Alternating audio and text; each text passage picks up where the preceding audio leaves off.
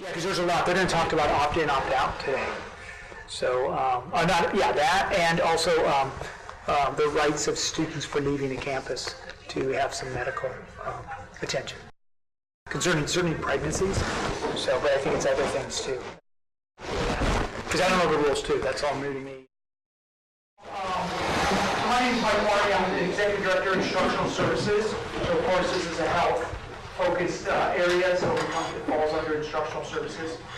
We've been very fortunate to partner with CARE Services.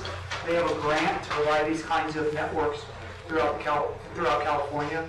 It's all about the ed code and the facts, so realize there's some perspectives, but it is, the ed code is pretty clear that it's about the facts and not about something. And so they try to do that.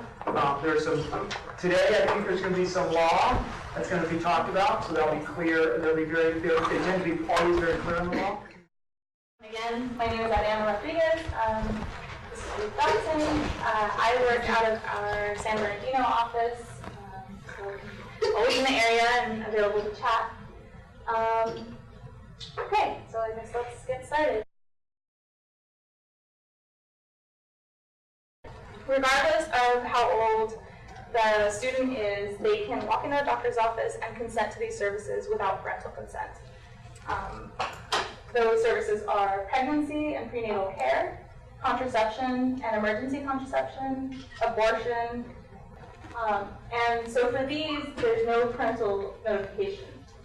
I think a good way to think about all of these are just services that California has decided are so important that we're going to allow minors to be able to go into a doctor's office and consent to these services because they're just that important, and students really need to be able to access them.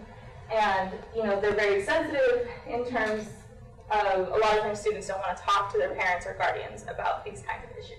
But it's those who can't, right, who are in dangerous situations, who are going to have their college tuition taken away, who are maybe experiencing abuse at home, right, that need to have that barrier cleared for them. Young people have the right to leave school to seek confidential medical services without the consent or notification of their parents or guardians. And I think the key thing to remember here is that when you're thinking about confidential medical release, the right belongs to the young person. So it doesn't belong to the parent, it doesn't belong to the school. The right lies with the young person. The most important piece of this is that schools cannot share this information with parents or guardians. Also, no parent call. So a teacher or the attendance office can't call home and say so-and-so was out at the doctor's office receiving X. Did you know about this? Cannot do that. Some districts do things like they'll say, oh, the student was with an administrator at this time, and that administrator, they won't answer further questions. It's a little tricky though, which is why it's kind of more of an art than a science, and there are a few different ways to do it, right? It can't say the student was in class just like every other day, right? Because that's not true to the law for reimbursement reasons. Which is why we think kind of the best option is something that is amorphous, doesn't disclose that that person was off campus having a medical appointment. But saying it's an excused absence does not directly violate the law.